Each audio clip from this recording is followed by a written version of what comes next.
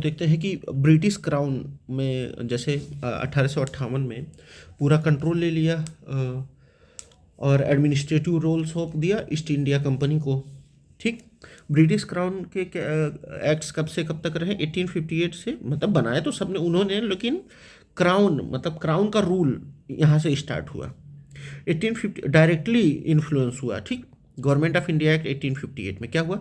British crown ने direct control लिया east India company का भारत में। ठीक। और जो post of governor general of India था उसको किस में बदल दिया गया? वाइसरॉय ऑफ इंडिया, जो डायरेक्ट रिप्रेजेंटेटिव थे ब्रिटिश क्राउन के। तो सबसे पहले वाइसरॉय कौन बने? Lord Canning, first viceroy. अब देखिए 1833 में लॉर्ड विलियम बेनेडिक्ट क्या बने थे? गवर्नर जनरल ऑफ इंडिया बने थे। ठीक। और 1858 में लॉर्ड कैनिंग क्या बने? वाइसरॉय ऑफ इंडिया बने। ठीक। बोर्ड ऑफ कंट्रोल और कोर्ट ऑफ डायरेक्टर्स को एबोलिश कर दिया गया। नया पोस्ट बनाया गया secretary of state for India, और इनको असिस्ट करने के लिए कितने मेंबर बनाए गए? 15 मेंबर बनाए गए। 15 मेंबर्स का काउंसिल बनाया गया। ठीक। अब इंडियन काउंसिल एक्ट 1861 में क्या हुआ? इसमें पार्टिसिपेशन, इंडियन रिप्रेजेंटेटिव का लेजिस्लेटिव प्रोसेस में पार्टिसिपेशन इंश्योर किया गया। ठीक। कि मतलब अब ये वाइसराय के काउंसिल में भी रह सकते हैं या वाइसराय नामित कर सकते हैं। जैसे restored legislative power to the provinces of Madras and Bombay initiating decentralisation, मतलब मद्रास और बॉम्बे का जो लेजिस्लेटिव पावर्स था उसको रिस्टोर किया गया। ठीक। आगे बढ़ा जाए। इम्पावर द वाइसराय टू, अब जो वाइसराय थे उनको ऑर्डिनेंस, मतलब इमरजेंसी के केस में ऑर्डिनेंस, जैसे अपने यहाँ राष्ट्रपति राज्यपाल वो करते हैं, उसी तरीके के ऑर्डिनेंसेस देने का हक भी वाइसराय के पास आ गया। कब? 1861 में। ठीक। अब इंडियन काउंसिल एक्ट 1892 को देखा जाए क्या हुआ यहाँ? नॉन ऑफिशियल मेंबर्स के को बढ़ा दिया गया। कहाँ? सेंट्रल और प्रोविंशियल लेजिस्लेटिव काउंसिल्स में। ठीक। किनको बढ़ा दिया गया? नॉन ऑफिशियल मेंबर्स को। और इंडियन मेंबर्स को अलाउ किया गया डिस्कस करने को, मतलब बजट के बारे में डिस्कस करने को और क्वेश्चन पूछने को। और जबकि ये 1892 में, लेकिन जब यहाँ 1861 में इनको एंट्री दी गई, या सॉरी हाँ 1861 में जब एंट्री दी गई इन लोगों को तो प्रश्न पूछने का अधिकार नहीं था, लेकिन 1892 में अधिकार दे दिया गया। ठीक। और इंडियन काउंसिल एक्ट 1902 में क्या हुआ? मॉर्ले मिंटो रिफॉर्म हुआ। ठीक। मॉर्ले मिंटो रिफॉर्म, इसमें क्या हुआ? इंडियन एसोसिएशन को allowed the association of Indian with the executive council of the viceroy and governors, मतलब अब ये भी हो गया कि इंडियंस जो है वाइसराय के या गवर्नर के एग्जीक्यूटिव काउंसिल में शामिल हो सकते हैं। तो सबसे पहले कौन शामिल हुआ? सत्येंद्र प्रसाद सिन्हा। ये क्वेश्चन पूछा जा चुका है। तो Satyendra Prasad Sinha became first Indian to join viceroy's executive council as law member. Law member के तौर पे सत्येंद्र प्रसाद सिन्हा शामिल हुए। ठीक। अब देखिए मॉर्ले मिंटो रिफॉर्म में ही क्या हुआ कि सेपरेट इलेक्टोरेट शामिल हुआ। कौन? मुस्लिम। अर्निंग लॉर्ड मिंटो को फिर क्या कहा गया? जैसे उन्होंने मुस्लिम्स को सेपरेट इलेक्टोरेट दे दिया, तो इसी से लॉर्ड मिंटो को क्या कहा गया? Father of communal electorate. Lord Minto को क्या कहा गया? Father of communal electorate. फिर आते हैं गवर्नमेंट ऑफ इंडिया 1919 पे, इसको क्या कहा गया? मॉन्टेक चेम्सफोर्ड रिफॉर्म्स। इसमें क्या हुआ? डायरेक्ट इलेक्शन का सिस्टम लागू किया गया। ठीक। और कम्युनल रिप्रेजेंटेशंस को बढ़ाया गया। पहले मुस्लिम को ही मिलता था, अब किसको मिलता था? मिलने लगा सिख को, इंडियन क्रिश्चियंस को, यूरोपियंस को और एंग्लो इंडियंस को। ठीक। और सेंट्रल लेवल पे बाई कैमरलिज्म को चालू किया गया। किस लेवल पे? सेंट्रल लेवल पे। ठीक। और implemented the system of dyarchy in the provinces. Provinces में क्या लागू किया गया? डायरची। इसमें क्या हुआ? ट्रांसफर्ड और रिजर्व्ड कैटेगरीज में चीज़ों को बांटा गया। ठीक। और किस किस कॉन्सेप्ट को इंट्रोड्यूस किया गया? Responsible government. ये क्वेश्चन पूछा गया था कि रिस्पॉन्सिबल गवर्नमेंट किस एक्ट के थ्रू मतलब नामित हुआ था, नामित मतलब बनाने की कोशिश की गई थी। तो इंडियन काउंसिल एक्ट 1919 को क्या कहा जाता है, मॉन्टेग्यू चेम्सफोर्ड रिफॉर्म। अब आते हैं हम लोग देखते हैं साइमन कमीशन। साइमन कमीशन कब आया, 1927। ये बना था जब 1990 का मॉन्टेग्यू चेम्सफोर्ड कमीशन था, रिफॉर्म्स था, उसको रिव्यू करने के लिए बनाया गया था। ठीक, ये मतलब इसको बनाना था 10 साल मतलब बाद, लेकिन ये बना दिया गया 2 साल पहले। तो क्या हुआ, एक commission form 2 years ahead of schedule to review the working of government of India act 1919। मतलब ये कि गवर्नमेंट ऑफ इंडिया एक्ट 1990 कैसे फंक्शन कर रही है, ये एक्ट इसके कैसे फंक्शन कर रहे हैं उसके बारे में बताने के लिए। ठीक, इसमें क्या था, इसमें सिर्फ ब्रिटिश मेंबर्स थे और किसके द्वारा चेयर किया जा रहा था, जॉन साइमन, तो साइमन कमीशन। और यहाँ भारत में आने के पे इनको बहुत तगड़ा विरोध झेलना पड़ा, क्योंकि इंडियन रिप्रेजेंटेशन इसमें नहीं था, मतलब कोई इंडियंस था ही नहीं, सब गोरे थे। ठीक, government of India Simon commission कब आया, 1927, ये याद रहे, ऐसे क्रोनोलॉजी भी पूछ लेता है। इसमें क्या हुआ देखते हैं। इसमें ऑल इंडिया फेडरेशन को प्रपोज किया गया कि ऑल इंडिया फेडरेशन बनाया जाए प्रोविंस और प्रिंसली स्टेट्स को मिला के, लेकिन ये कभी बन नहीं पाया। ठीक, लेकिन ये प्रपोज किया गया था 1935 में, 1935 एक्ट के तहत। ठीक, डायरची कहाँ, सेंटर लेवल पे, प्रोविंसेस में एबोलिश करके कहाँ बनाया गया, सेंटर लेवल पे बनाया गया। बाई कैमरल कहाँ, कितने प्रोविंसेस में बनाया गया, 6। 11 प्रोविंसेस में से 6 में कितने बनाए गए, बाई कैमरल बनाए गए। ठीक, मतलब बाई कैमरल हाउसेस बनाए गए, दो द्विसदनीय। रिजर्व बैंक ऑफ इंडिया का इस्टेब्लिशमेंट हुआ, क्यों, ताकि कंट्रीज की करेंसी और क्रेडिट को कंट्रोल किया जा सके। बर्मा को सेपरेट किया गया ब्रिटिश इंडिया से। 2 नए प्रोविंस बनाए गए, सिंध और उड़ीसा। और फेडरल कोर्ट बनाया गया कब, 1937 में। ठीक, अब 1935 को देख लिया जाए। ऑल इंडिया फेडरेशन बनाने की प्रस्ताव रखा गया। डायरची सेंटर लेवल पे बनाया गया। प्रोविंसेस को एबोलिश किया गया, मतलब प्रोविंसेस पे डायरची एबोलिश की गई। ठीक, ऑटोनॉमी चालू कर दी गई उधर। और 11 में से 6 प्रोविंसेस में बाईकैमरल लेजिस्लेशन हुआ। ठीक, रिजर्व बैंक को मतलब इस्टेब्लिश किया गया और बर्मा को अलग किया गया।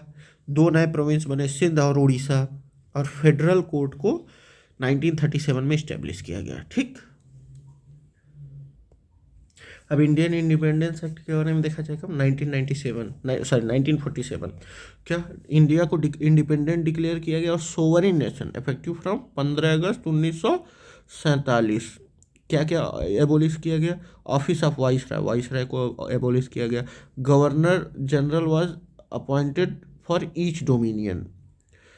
और title of emperor of India को हटा दिया गया। ठीक, और कुछ एडिशनल पॉइंट देख लिया जाए। इंडियन काउंसिल एक्ट 1892 में क्या हुआ, it allowed Indians to participate in the legislative process. The role was limited to discussing the budget without voting rights. मतलब 1892 में के काउंसिल एक्ट से ये तो अलाउ कर दिया गया कि इंडियंस पार्टिसिपेट कर सकते हैं लेजिस्लेटिव प्रोसेस में, लेकिन उनको बजट पे डिस्कस कर सकते थे, लेकिन वोट नहीं कर सकते थे, विदाउट वोटिंग राइट्स। ठीक, the official majority in council was maintain limiting Indian influence. मतलब इतना किया गया कि पार्टिसिपेट कर लें, लेकिन इनकी मेजोरिटी ना आने पाए। ठीक, इंडियन काउंसिल एक्ट 1909 में मॉले मिंटो रिफॉर्म कहा जाता है, मुस्लिम के लिए सेपरेट इलेक्टोरेट। ठीक, ताकि कम्युनल डिवीज़न इंस्टीट्यूशनलाइज्ड हो पाए, मतलब एक इंस्टीट्यूशनल कम्युनल डिवीज़न हो जाए। ठीक, इनडायरेक्ट इलेक्शन को इंट्रोड्यूस किया गया, कहाँ, लेजिस्लेटिव काउंसिल्स में। लेकिन एक्सिक्यूटिव क्या रही, अनअकाउंटेबल रही, मतलब एक्सिक्यूटिव जवाबदेह नहीं है लेजिस्लेटिव का। ठीक, लेकिन लेजिस्लेटिव में इनडायरेक्ट इलेक्शंस को इंट्रोड्यूस किया गया। 1919 एक्ट मॉन्टेग्यू चेम्सफोर्ड रिफॉर्म, इसमें क्या हुआ, प्रोविंशियल डायरची, मतलब प्रोविंशियल डायरची कितने में मतलब दो भागों में, दो सब्जेक्ट्स में डिवाइड हुआ, ट्रांसफर्ड और रिजर्व्ड। ट्रांसफर्ड में इंडियन मिनिस्टर्स गवर्न करते थे, जैसे एजुकेशन हो गया, हेल्थ हो गया। रिजर्व में ब्रिटिश ऑफिशियल्स, जैसे फाइनेंस हो गया, पुलिस हो गया, ठीक। Franchise was limited to property tax payer which excluded a majority of the Indian population, मतलब जो वोट करने का अधिकार था वो प्रॉपर्टी टैक्स पेयर को ही लगभग मिला हुआ था, ठीक। और फिर साइमन कमीशन जब आए 1927 में, तो साइमन गो बैक का नारा बहुत पॉपुलर हुआ, और लाला लाजपत राय की मृत्यु उसी मतलब जब प्रदर्शन करते हुए उसी समय लाठी के डंडे से लगी चोट की वजह से हुआ था, लाला लाजपत राय जी का निधन। गवर्नमेंट ऑफ इंडिया 1935 में एबोलिशन ऑफ डायरची, मतलब प्रोविंसेस में डायरची ख़त्म करके प्रोविंशियल ऑटोनॉमी लाया जाए, ठीक। और फेडरेशन कॉन्सेप्ट, मतलब जो ऑल इंडिया फेडरेशन बनाने की कोशिश चल रही थी उसमें प्रिंसली स्टेट्स ने ज्वाइन नहीं किया, इस वजह से वो बन नहीं पाया, ठीक। 10% और लोगों तक पहुंच बनाने के लिए, मतलब बढ़ाया गया, 10% लोग और लोगों को जोड़ा गया कि वो भी वोट दे सकते थे, लेकिन प्रॉपर्टी और टैक्स क्वालिफिकेशन अभी भी लागू था, ठीक। और ये बहुत 1935 एक्ट बहुत बड़ा फाउंडेशन, मतलब बहुत बड़ा रोल निभाता है इंडियन कॉन्स्टिट्यूशन बनाने में हम लोगों का। अगस्त ऑफर कब आया, 1940। क्रिप्स मिशन, ये क्वेश्चन पूछा जा चुका है। तो 1935 के एक्ट के बाद अगस्त ऑफर, फिर क्रिप्स मिशन। अगस्त ऑफर में क्या हुआ, देखिए, they are not legislative act, ये लेजिस्लेटिव एक्ट नहीं है, लेकिन ये इंपॉर्टेंट डेवलपमेंट है जो ब्रिटिश रिस्पांस को इंडियन डिमांड, सेल्फ रूल के डिमांड को पूरा करने के लिए भेजी गई थी। जैसे अगर अगस्त ऑफर में क्या हुआ, expand Indian representation, promise to expand Indian representation but was rejected by Congress, मतलब इन्होंने वादा किया कि हम आपके रिप्रेजेंटेशन को बढ़ाएंगे, लेकिन कांग्रेस ने इसको रिजेक्ट कर दिया। क्रिप्स मिशन आया, इन्होंने कहा कि आप डोमिनियन स्टेटस ले लीजिए वर्ल्ड वार सेकेंड के बाद, लेकिन इंडियन लीडर्स ने भी इसको मना कर दिया। फिर आया कैबिनेट मिशन प्लान, इन्होंने कॉन्स्टिट्यूएंट असेंबली बनाने की बात की ताकि वो कॉन्स्टिट्यूशन बना सकें, ठीक। और 3 टायर फेडरेशन की बात की, लेकिन ये पूरी तरह इम्प्लीमेंट नहीं हुआ पार्टीशन के बाद, ठीक। चलिए, ये यहाँ तक था, यहाँ तक हम लोगों ने एक्सप्लेनेशन देखा। अब हम करेंगे क्वेश्चंस और उन ऑप्शंस के को भी एनालाइज करेंगे। अब हम लोग क्वेश्चन पढ़ते हैं, ये रीड करिए। Read the following statement with reference to Indian council act. 1861 का रेफरेंस दिया गया है और इसमें पूछा गया है कि इसमें बताइए कि कौन सा सही है, बताइए कौन सा सही है। As a result of this act total members of the executive council of governor became 7, सर 15 थे क्या, ये मुझे कंफर्म नहीं है। For legislative work the number of additional member could be minimum of 6, बिल्कुल सही है, एंड मैक्सिमम ऑफ 12, बिल्कुल सही है, ठीक। No differentiation was made between state and central subjects, हाँ इसमें नहीं किया गया था। ये कब किया गया था, 1892 में शायद किया गया था, लेकिन ये दोनों सही लग रहे हैं, बिल्कुल सही है, सही जवाब। देखिए, इंडियन काउंसिल एक्ट 1861 के समय वाइसराय की एग्जीक्यूटिव काउंसिल किसमें बदल दी गई थी, इनटू ए कैबिनेट लाइक बॉडी, मतलब कैबिनेट जैसी बॉडी में बदल दी गई थी। कैसे, 5 मेंबर थे, 5 रेगुलर मेंबर्स थे, और क्या पोर्टफोलियो वो लोग हैंडल कर रहे थे, portfolio such as revenue, finance, law, home और मिलिट्री, ठीक। और 1874 में 1874 में 6th मेंबर ऐड किया गया, किस चीज़ के लिए, पब्लिक वर्क डिपार्टमेंट के लिए, और the number did not become 7 directly after the act, मतलब 1861 के बाद पहले कितना हुआ, 5 मेंबर आए, फिर 1874 में एक और जुड़ा, ठीक। तो ये हम लोगों को ध्यान रखना होगा, ठीक। इस एक्ट के मतलब रिजल्ट में क्या हुआ, एग्जीक्यूटिव काउंसिल के जो गवर्नर जनरल के मेंबर थे वो कितने हो गए थे, 7 नहीं, 6 हो गए थे। पहले तो 5 हुए, फिर एक 1874 में जुड़ा पीडब्ल्यूडी के कामों के लिए, ठीक। और ये दूसरा देखा जाए, for legislative work additional member could, हाँ देखिए, लेजिस्लेटिव वर्क के लिए एडिशनल मेंबर कितने हो सकते थे, मिनिमम 6 और मैक्सिमम नंबर 12 हो सकते थे, ठीक। और ये एक्ट डिफ्रेंशिएट नहीं करता था सेंट्रल और प्रोविंशियल सब्जेक्ट के बारे में, ठीक। अब देखिए इसका ये मतलब ये बिगिन किया एसोसिएटिंग इंडियंस की, इंडियंस जुड़े किन चीज़ों में, लेजिस्लेटिव प्रोसेस में। और उनका जो रोल था मोस्टली क्या था, एडवाइजरी का था, कि मतलब आप एडवाइस दीजिए आप, ठीक। अब देखते हैं, ये क्वेश्चन पढ़ते हैं हम लोग कि इंडियन काउंसिल एक्ट 1892 के हिसाब से ये बताइए कि ये इन ऑप्शंस में कौन सा सही है। It was implemented on 20 June 1892, पता नहीं। Out of 24 members 5 were non government members, पता नहीं। Members were given rights to ask supplementary questions, नहीं, ये तो नहीं किया गया था, ये बेचारों को नहीं किया गया था, ठीक। तो हो यानी कि कोई स्टेटमेंट नहीं सही है, तो कैसे वो किया जाए, देखा जाए। ये एक्ट 20 जून 1892 को पास किया गया था, लेकिन इम्प्लीमेंट 3 फरवरी 1893 से हुआ था, ठीक। ये ऑप्शन क्या था, 20 जून, इट वाज इम्प्लीमेंटेड लिखा है यहाँ, लेकिन इम्प्लीमेंटेड कब हुआ था, इम्प्लीमेंट कब हुआ था, 3 फरवरी 1893 को, ठीक। दूसरा क्या है, 24 मेंबर में से 5 नॉन गवर्नमेंट मेंबर्स थे, तो ये देखा जाए इसमें सिर्फ 16 एडिशनल मेंबर्स को अलाउ किया गया था, जिसमें लगभग आधे नॉन ऑफिशियल थे, मतलब 16 में से 8 नॉन ऑफिशियल्स थे, ठीक। 6 were official and 10 were non official, not मतलब 10 जो थे नॉन ऑफिशियल्स थे, 5 नहीं, ठीक।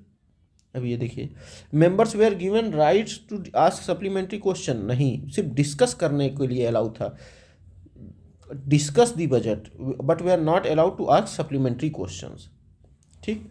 अब देखते हैं इंडियन काउंसिल एक्ट 1892, ये स्मॉल स्टेप था लेजिस्लेटिव रिफॉर्म्स का, जिसमें इंडियंस को बहुत लिमिटेड पावर दिया गया, ठीक, टू आस्क क्वेश्चंस।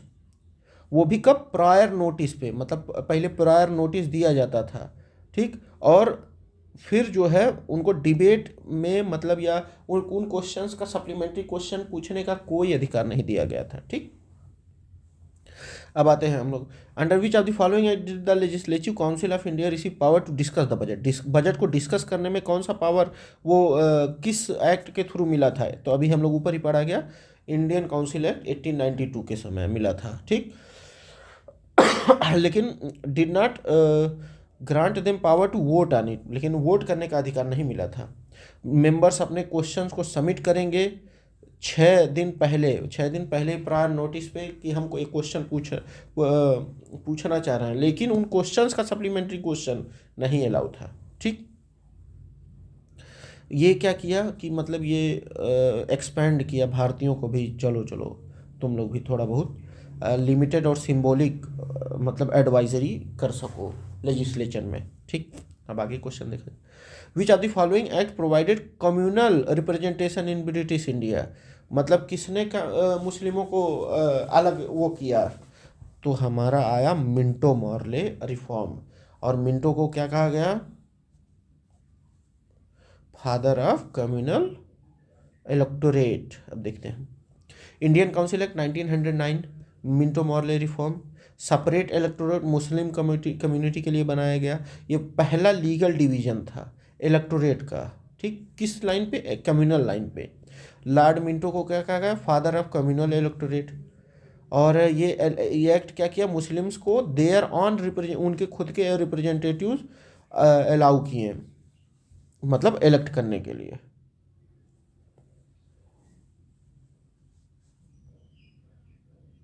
अब देखिए इसने इंस्टीट्यूशनलाइज किया कम्युनलिज्म को इंडियन पॉलिटिक्स में। अब इंडियन काउंसिल एक्ट 1861 में क्या हुआ, इंडियंस को लेजिस्लेटिव प्रोसेस में, मतलब जैसे वाइसराय ने नॉमिनेट किया एडिशनल मेंबर, तो सचिदानंद सिन्हा को पहले मेंबर बने वो। इन 1892 में डिस्कशन के लिए बजट में, लेजिस्लेशन में बजट पे डिस्कशन के लिए अलाउ किया गया, लेकिन वोटिंग राइट नहीं किया गया। Limited questioning, no supplementary question. 1909 में सेपरेट इलेक्टोरेट, ठीक। इंडियन पार्टिसिपेशन को बढ़ाया गया लेजिस्लेटिव काउंसिल में। 1919 में introduce dyarchy in the provinces, expanded commune, जैसे इसमें क्या किया गया, एंग्लो मतलब ये क्रिश्चियन हुए हैं, यूरोपियंस हुए हैं, सिख हुए हैं, इन लोगों को राइट दिया गया कम्युनल बेसिस पे रिप्रेजेंटेटिव चुनने का। गवर्नमेंट ऑफ इंडिया 1935 में क्या हुआ, प्रोविंशियल ऑटोनॉमी आई, मतलब प्रोविंशियल डायरची ख़त्म करके सेंट्रल डायरची चालू किया गया और प्रोविंशियल ऑटोनॉमी चालू किया गया। प्रपोज्ड ऑल इंडिया फेडरेशन, लेकिन प्रिंसली स्टेट्स के विरोध के बाद इसको नहीं हो पाया ये। कम्युनल रिप्रेजेंटेशन को कंटिन्यू रखा गया, ठीक। अब आया क्वेश्चन, 1909 का एक्ट किससे एसोसिएटेड था? Dyarchy, legislative council, decentralization, introduction of separate electorate, Muslims को जोड़ा गया था, ये हम लोग जानते ही हैं। डिसेंट्रलाइजेशन इसका फीचर नहीं था। डायरची कब इंट्रोड्यूस की गई? 1919 वाले एक्ट में डायरची लागू की गई थी। और लेजिस्लेटिव काउंसिल मतलब इसमें मतलब एक्ट में, दो this act expanded legislative council, its primary feature was introduction of communal electorates. इसका प्राइमरी फोकस क्या था? कम्युनल इलेक्टोरेट्स को स्थान देना ताकि भारतीय बंट जाए। अब देखिए इस एक्ट ने इंस्टीट्यूशनलाइज किया कम्युनल डिवीज़न को पॉलिटिक्स में, ताकि भारत का बंटवारा संभव हो सके। अब by which one of the following act was federal code, किस एक्ट के द्वारा फेडरल कोड की स्थापना की गई? 1935 में, ठीक। गवर्नमेंट ऑफ इंडिया 1935 इस्टेब्लिश किया फेडरल कोड को, फेडरल कोड ऑफ इंडिया। कब? 1 अक्टूबर 1937। फेडरल कोड की स्थापना कब हुई? इसको याद रखिएगा, 1 अक्टूबर 1937। और कौन इसके चीफ जस्टिस बने पहले? मॉरिस गवायर, कुछ भी कह लीजिए, मॉरिस गवायर, ठीक। फेडरल कोर्ट बना 1 अक्टूबर 1937 में। सर मॉरिस गवायर पहले चीफ जस्टिस बने इसके। 1861, 1909 और 1919 के एक्ट से फेडरल कोर्ट से कोई लेना देना नहीं था, ठीक। और वही फेडरल कोर्ट आगे चल के क्या बना? अपना सुप्रीम कोर्ट ऑफ इंडिया बना। कब? 1950 में, मतलब सॉरी 1950 तक, जब तक अपना सुप्रीम कोर्ट ऑफ इंडिया नहीं बन गया तब तक फेडरल कोर्ट ही समझिए अपना सुप्रीम कोर्ट ऑफ इंडिया था। Federal court of India was established in which of the following years, अभी हम लोग पढ़ रहे थे 1937 में, ठीक। 1 अक्टूबर 1937 में किस एक्ट के द्वारा? 1935 के एक्ट के द्वारा। Under which of the following act was dyarchy introduced at central level? Central level पे डायरची कब हुआ? 1935 में। प्रोविंशियल लेवल पे तो 1919 में हो गया था, लेकिन सेंट्रल लेवल पे डायरची, अब देखिए प्रोविंशियल डायरची को ख़त्म करके प्रोविंशियल ऑटोनॉमी चालू कर दी गई 1935 में, ठीक। प्रोविंशियल ऑटोनॉमी चालू कर दी गई। और ये क्या हुआ? सेंट्रल डायरची, सेंट्रल के स्तर पे डायरची लागू हुई।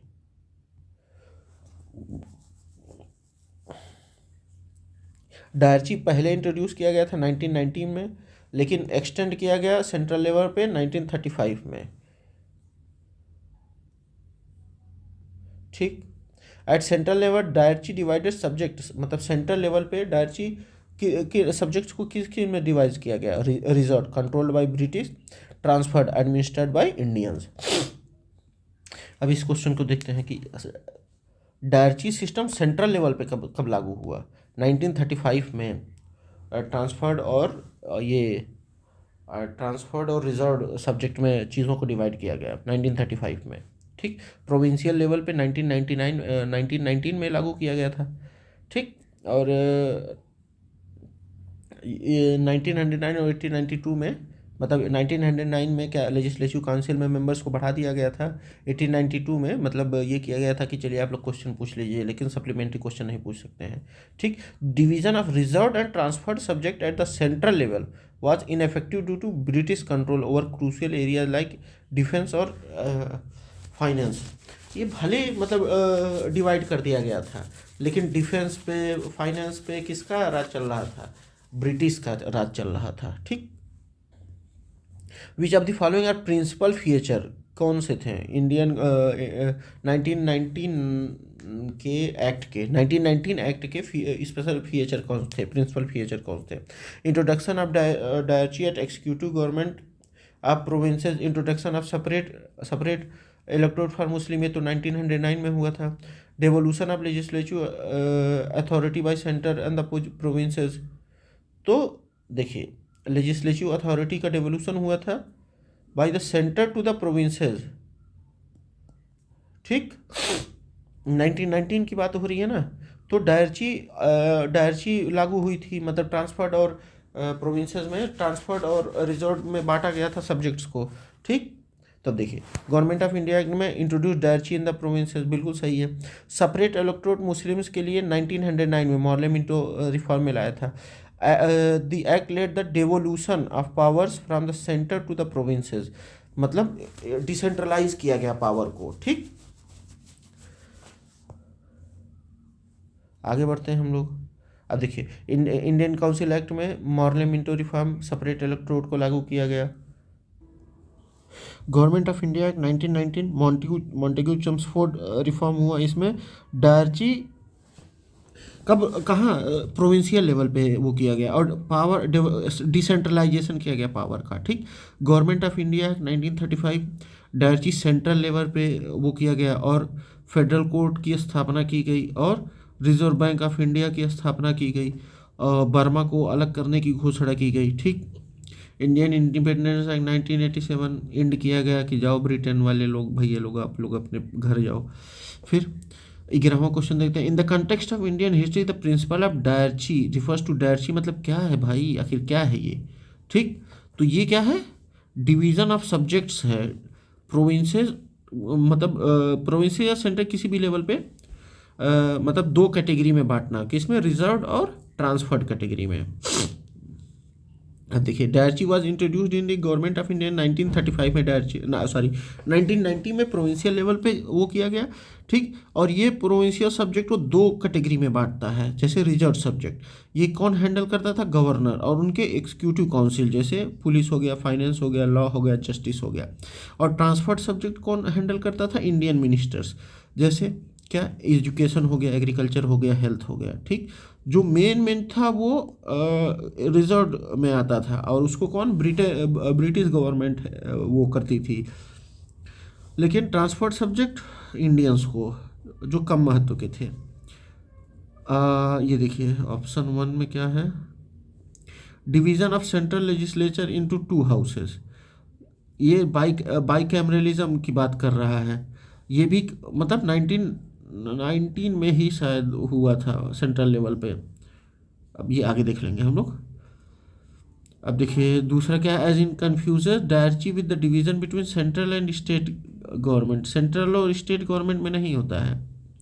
Having to set up rule in London and another in Delhi, ये भी नहीं होता है। ठीक।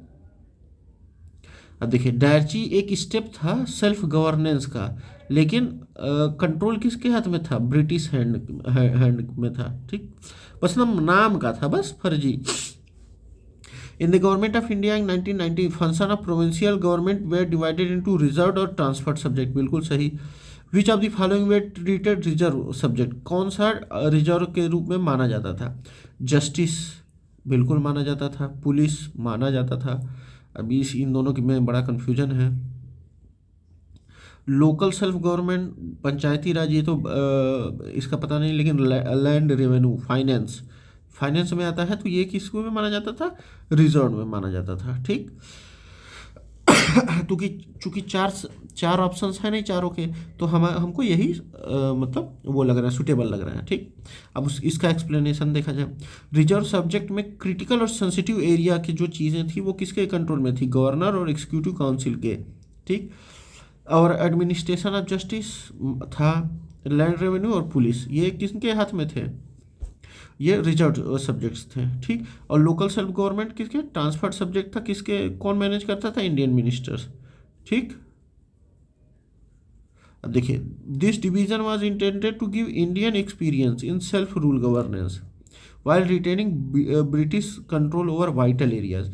मतलब ये इंडियंस को एक्सपीरियंस करने दिया जा रहा था कि देखिए कैसे आप लोग को खुद ही गवर्न करना है, लेकिन असली गवर्नेंस कौन कर रहा था, ब्रिटेन, ठीक। तो ये समझिए कि अब क्या ही बताया जाए। अब आगे देखते हैं हम लोग। Which act establish dyarchy system in the provinces. अच्छा, प्रोविंसेस में 1919 में ये वो हुआ था, ठीक। सेंटर में 1935 में हुआ था। मोहल्ले मिंटो रिफॉर्म में रिप्रेजेंटेशन बढ़ा था इंडियंस का लेजिस्लेचर में, और 1861 में याद नहीं आ रहा है, अभी आगे देखा जाएगा। 1861 में अब आगे देखा जाएगा। Government of India 1990, dyarchy in the provinces, बिल्कुल सही है। रिजर्व सब्जेक्ट्स में कौन गवर्नर कंट्रोल करते थे, जैसे पुलिस, फाइनेंस, लॉ हो गया। ट्रांसफर्ड सब्जेक्ट में इलेक्टेड इंडियन मिनिस्टर वो करते थे, कौन कौन सा हो गया, एजुकेशन हो गया, एग्रीकल्चर हो गया, हेल्थ हो गया। अब देखिए 1935 एक्ट में प्रोविंशियल ऑटोनॉमी, मतलब प्रोविंसेस को ऑटोनॉमी दी गई, लेकिन सेंटर में डायरची को इस्टेब्लिश किया गया, ठीक। 1861 में फोकस किया गया इंक्लूजन ऑफ इंडियंस। हाँ, मतलब इंडियंस को लेजिस्लेचर में लाने के लिए फोकस किया गया, लेकिन डायरची इंट्रोड्यूस नहीं किया गया था। और 1909 में क्या किया गया, मोहल्ले मिंटो रिफॉर्म किया गया, मतलब सेपरेट इलेक्टोरेट, मुस्लिम को अलग रिप्रेजेंटेशन देने के लिए। आगे देखते हैं। Indian legislature was made by cameral for the first time. By cameral कब बना था, 1919 में, और सेंट्रल लेवल पे बना था, ठीक।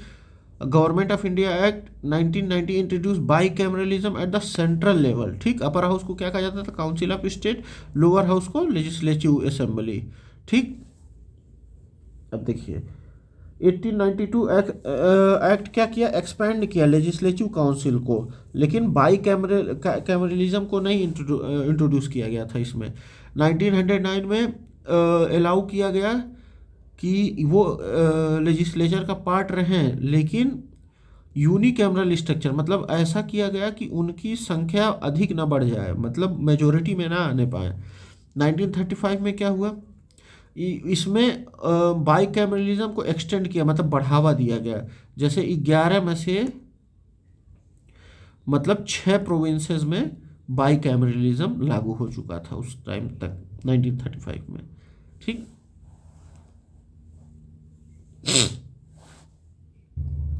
अब देखते हैं, विच of the following act introduce by cameral legislation at centre में। बाई कैमरल लेजिस्लेशन 1919 में हुआ था, ठीक।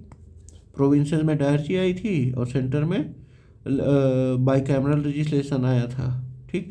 Government of India act 1919 Montagu Chelmsford reform introduce bicameralism at central level. Central level पे पहली बार बाई कैमरल लेजिस्लेशन हुआ था, मतलब काउंसिल बना था और लेजिस्लेटिव असेंबली बनी थी, ठीक। तो कब बनी थी, गवर्नमेंट ऑफ इंडिया एक्ट 1919 में।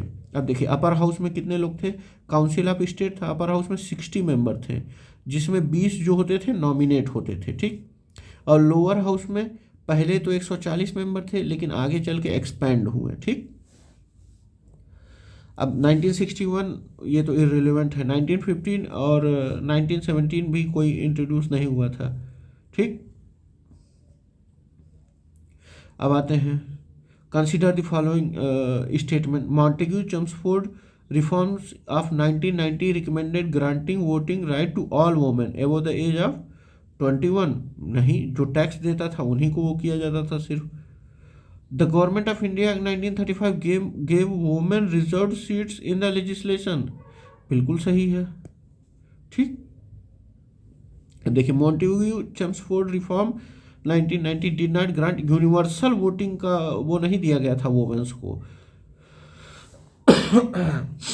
ये सिर्फ मतलब women could vote only under certain condition, जैसे एजुकेशन, इनकम और प्रॉपर्टी है उनके पास बढ़िया है तभी वो वोट कर सकती थी, नहीं तो नहीं वोट कर सकती थी। अब गवर्नमेंट ऑफ इंडिया एक्ट 1935 में क्या हुआ, प्रोवाइडेड रिजर्व सीट, इन्होंने रिजर्व सीट प्रोवाइड की वोमेंस के लिए लेजिस्लेचर में, ठीक, ताकि वोमेंस का पॉलिटिकल पार्टिसिपेशन बढ़ सके। अब देखिए, women suffrage in India was limited and conditional until independence, independence तक लिमिटेड और कंडीशनल था कि वोमेन कौन वोट कर सकती हैं कौन नहीं वोट कर सकती हैं, जबकि सरोजिनी नायडू ने वोमेन रिप्रेजेंटेशन के लिए बहुत प्रयास किया। आगे देखते हैं, with reference to Indian civil services which of the following statement are correct, government of India 1919 provided a separate examination of Indian service to be held in India, ये लगभग सही लग रहा है। In the Indian civil service in 1941 the percentage of India was more as compare to Europeans, हाँ ये भी सही है। अब देखिए, गवर्नमेंट ऑफ इंडिया 1990 में क्या किया गया, सेपरेट इंडियन सिविल सर्विसेज का एग्ज़ाम भारत में मतलब करवाना शुरू किया गया। सबसे पहले कहाँ, इलाहाबाद में चालू किया गया, फिर दिल्ली में, ठीक। और 1941 तक आते आते मतलब इंडियंस की संख्या ज़्यादा हो गई यूरोपियंस के तुलना में, ठीक। पहले क्या करता था, पहले सिर्फ लंदन में होता था, ठीक, तो वहाँ जाके इंडियंस को कम्पीट करना बड़ा मुश्किल हो जाता था, ठीक। लेकिन जैसे जैसे चीज़ें बदली वैसे वैसे भारतीयों का प्रतिनिधित्व भी बढ़ता गया। By which of the following act was the system of chamber of princes, मतलब chamber of princes with 120 members created, मतलब चैम्बर ऑफ प्रिंसेस किस एक्ट के द्वारा मतलब स्थापित किया गया, तो ये एक्ट ऑफ 1919 के द्वारा स्थापित किया। गवर्नमेंट ऑफ इंडिया एक्ट 1990 क्या किया, let the formation of chamber of princess, chamber of princess को मतलब वो किया गया, ठीक। और किसके द्वारा, जॉर्ज पंचम, किंग जॉर्ज पंचम, कब, 23 दिसंबर 1919 को। It served as a forum of, मतलब ये जो चैम्बर ऑफ प्रिंसेस था वो क्या था, फोरम था प्रिंसली स्टेट का, वो अपना इंटरेस्ट और एस्पिरेशन बताता था कॉलोनियल गवर्नमेंट मतलब ब्रिटिश को, ठीक। 1909 में सेपरेट इलेक्टोरेट फॉर्म हुआ, 1861 में लेजिस्लेटिव काउंसिल्स बनाए गए, ठीक। 1853 एडमिनिस्ट्रेटिव रिफॉर्म्स को फोकस किया गया, ठीक। Chamber of princess was largely a symbolic body, ये एक सिंबॉलिक बॉडी थी और लिमिटेड पॉलिटिकल पावर्स के साथ, ताकि प्रिंसली स्टेट्स लॉयल रह सकते ब्रिटिश क्राउन के साथ, ठीक। जॉर्ज पंचम के समय ये बनाया गया था, कब, 23 दिसंबर 1919 को। अब आगे देखते हैं हम लोग, India 1990 by camera legislation centre में वो हुआ, ठीक। ICS का एग्ज़ाम चालू हुआ, इसमें चैम्बर ऑफ प्रिंसेस बने, डायरची बना प्रोविंशियल लेवल पे, ठीक। 1935 में वुमेन को रिजर्व सीट मिली लेजिस्लेचर में, कम्युनल रिप्रेजेंटेशन मिला किसको किसको, SC शेड्यूल कास्ट को, वुमेन को, लेबरर्स को, किसको किसको, SC वुमेन और लेबरर्स को।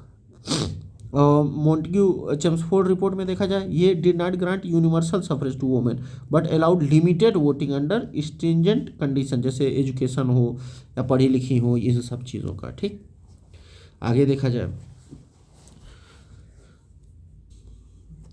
अ फेडरल सिस्टम और dyarchy at the centre was introduced, centre में फेडरल सिस्टम और डायरची कब इंट्रोड्यूस किया गया था, 1935 में, एकदम याद रहिए। Government of India act 1935 introduce federal system in India proposing all India federation, लेकिन ये बन नहीं पाया बेचारा, क्या बताया जाए। और फिर सेंटर में डायरची इंट्रोड्यूस किया गया, रिजर्व और ट्रांसफर्ड कैटेगरीज में बांट के प्रोविंसेस में ऑटोनॉमी लाई गई, ठीक। और 1909 एक्ट मोहल्ले Minto reform introduced separate electorates but not federalism और डायरची, ठीक। अब 1919 एक्ट में क्या हुआ, डायरची बनाई गई, ठीक, प्रोविंशियल लेवल पे सिर्फ सेंट्रल लेवल पे नहीं, सेंटर पे बाई कैमरल आया, लेजिस्लेशन आया। दो the federal structure was proposed it was never fully implemented. Federal structure को प्रपोज तो कर दिया गया था लेकिन इम्प्लीमेंट नहीं हो पाया था, क्योंकि प्रिंसली स्टेट्स बेचारे मतलब डर रहे थे कि हम नहीं ज्वाइन करेंगे, या मतलब जो कुछ भी डर रहा हो उस समय का। अब आते हैं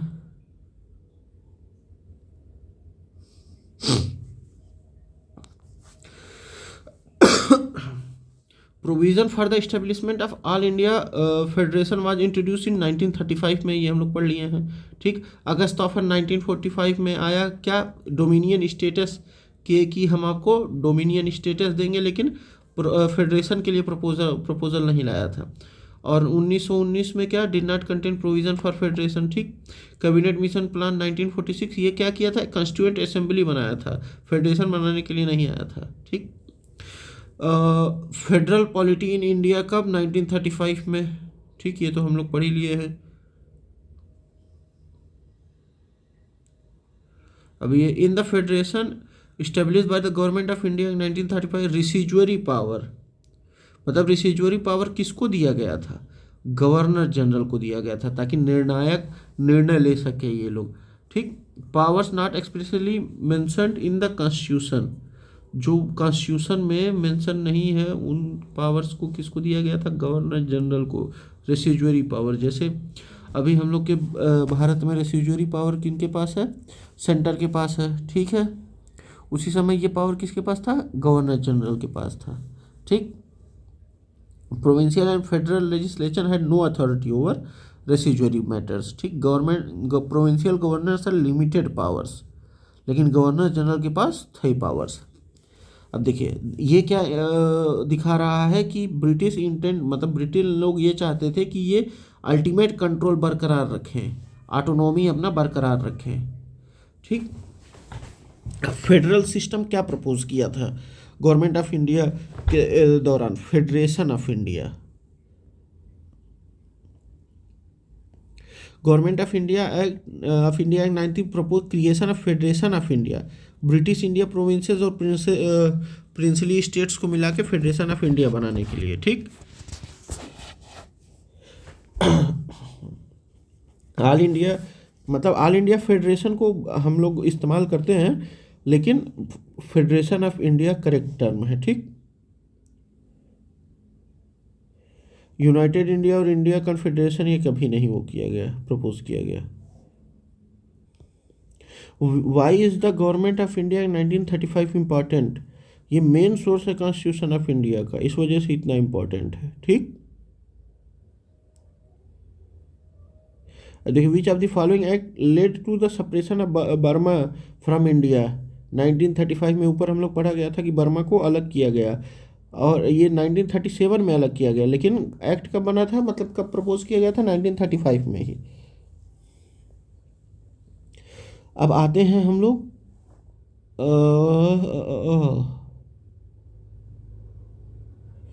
हाँ, अब कीवर्ड्स पे आते हैं हम लोग। ये जो भी हम लोग पढ़े हैं उनके जो कीवर्ड्स हैं उनको एक बार रिवाइज कर लिया जाए हम लोग। ठीक, एकदम रिवाइज करके टाइप रहा जाए। देखिए गवर्नमेंट ऑफ इंडिया एक्ट 1858 में क्या हुआ, इसने एबोलिश किया ईस्ट इंडिया कंपनी को 1857 के रिवोल्ट के बाद। ठीक, power transfer directly to British crown को हो गया। ठीक, और सेक्रेटरी ऑफ स्टेट का गठन हुआ 15 मेंबर की काउंसिल के साथ। ठीक, और गवर्नर जनरल का पोस्ट किस में बदल गया, वाइसराय के नाम पे बदल गया, और भारत के प्रथम वाइसराय कौन बने, लॉर्ड कैनिंग बने। ठीक, फिर आया इंडियन काउंसिल एक्ट 1861 में। इसमें क्या हुआ कि इंडियंस को भागीदारी दी गई लेजिस्लेटिव प्रोसेस में। ठीक, और वाइसरॉय नॉमिनेट करने लगे इंडियन मेंबर्स को और लेजिस्लेटिव इस काउंसिल इस्टेब्लिश की गई बॉम्बे, मद्रास और बंगाल में। और पहले लेजिस्लेटिव काउंसिल के मेंबर कौन थे, सत्येंद्र नाथ सिन्हा। ठीक, और इसी में गवर्नर जनरल को पावर मिला कि वो ऑर्डिनेंस जारी कर सकते हैं इमरजेंसी के दौरान, कोई इमरजेंसी होती है तो। ठीक, इंडियन काउंसिल एक्ट 1892 में क्या हुआ, मेंबर्स को अलाउ किया गया कि आप बजट के बारे में डिस्कस कर सकते हैं लेकिन वोट नहीं कर सकते हैं। और नॉन ऑफिशियल मेंबर्स को लेजिस्लेटिव काउंसिल में उनकी संख्या बढ़ाई गई। ठीक, और देखिए, allowed Indians to ask questions, questions पूछने लिए दिया गया, लेकिन सप्लीमेंट्री को उस क्वेश्चंस पे दोबारा क्वेश्चन नहीं कर सकते थे। और 6 दिन पहले आपको बताना रहता था कि हम क्वेश्चन पूछना चाहते हैं।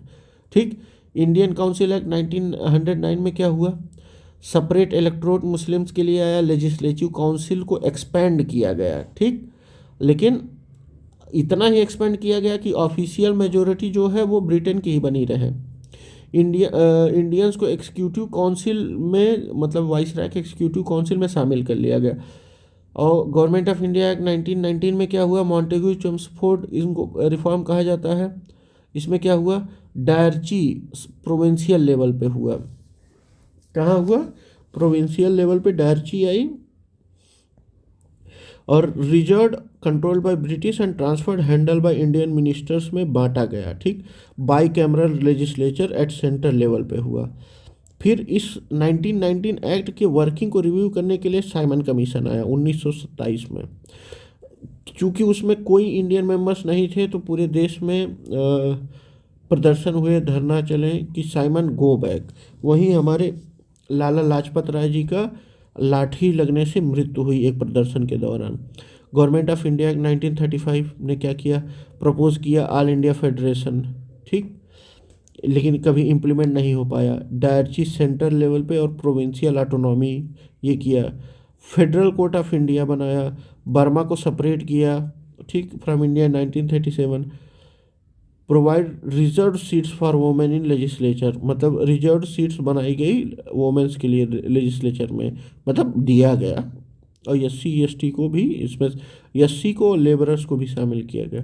इंडियन इंडिपेंडेंस एक्ट 1947 में क्या हुआ, ब्रिटिश रूल को ख़त्म कर दिया गया।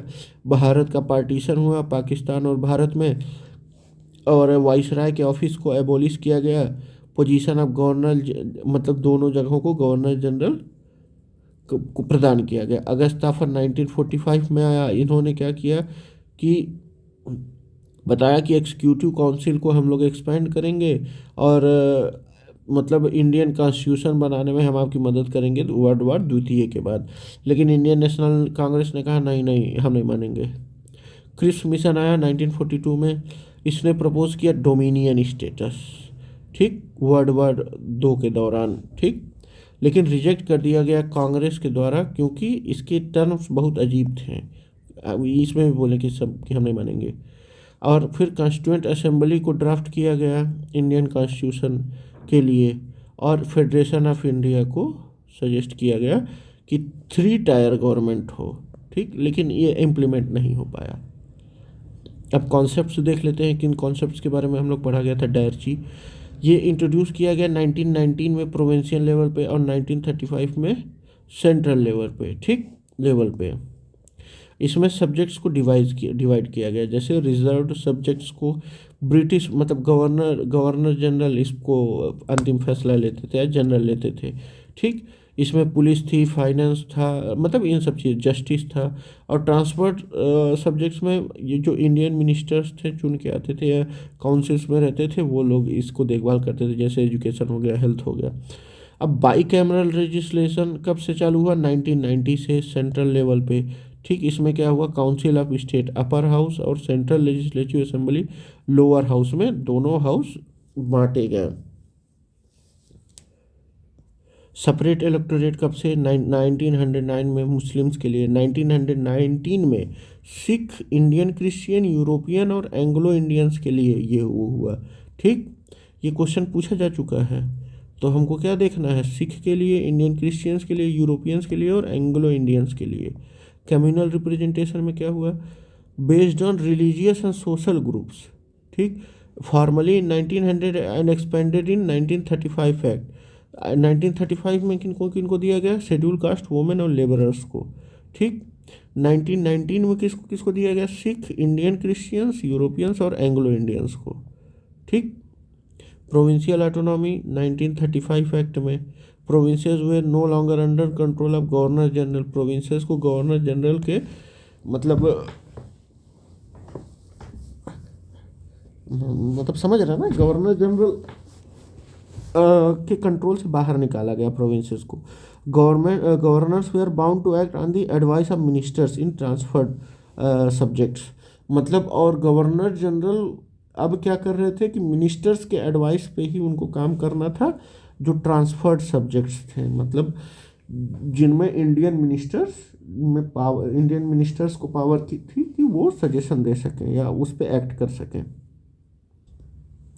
अब फेडरल पॉलिटी कैसे प्रपोज 1935 में कि फेडरेशन ऑफ इंडिया बनाया जाए, dividing powers between centre, provinces और प्रिंसली स्टेट्स में डिवाइड करके, ठीक, लेकिन फेडरेशन फुल्ली इम्प्लीमेंट नहीं हो पाया, ठीक।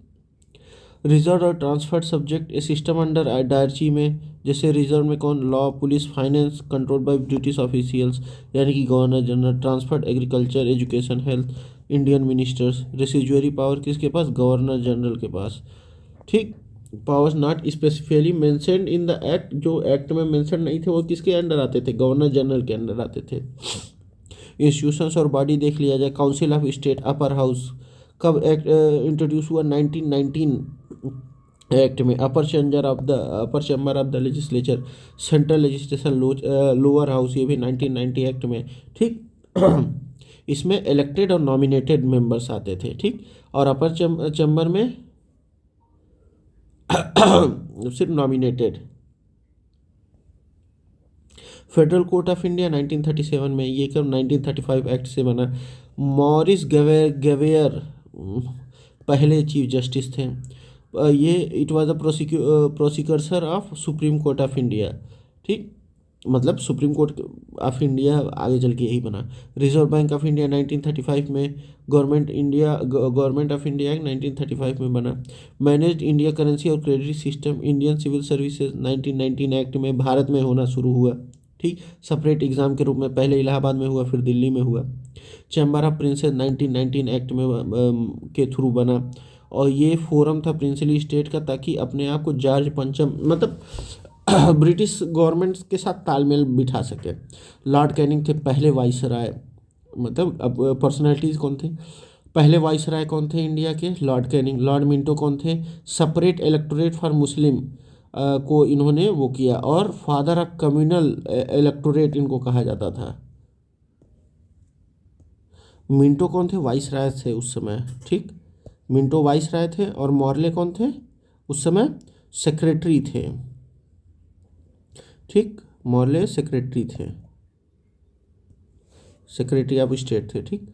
आगे चला जाए, Satyendra Prasad Sinha first Indian member of viceroy executive council, law member बने थे सत्येंद्र प्रसाद सिन्हा। मौरी गौरगर कौन थे, पहले चीफ जस्टिस थे फेडरल कोर्ट ऑफ इंडिया के। सरोजनी नायडू जी क्या की थी, वुमेन सफरेज इन इंडिया को, मतलब बोली थी कि महिलाओं को भी दिया जाए हक वोट करने का, सारी महिलाओं को। बर्मा कब सेपरेट हुआ, 1937 में, 1935 एक्ट के तहत। मेरिट बेस्ड सिविल सर्विसेज कब चालू हुई, मैकाले रिपोर्ट में 1854 में वो हुई, लेकिन इंडियंस के लिए ओपन कब हुई, 1919 एक्ट में, ठीक। ओहो, बस इतना ही ख़त्म हो गया, हम लोगों ने पढ़ लिया, बहुत अच्छे, थैंक यू, बाय बाय।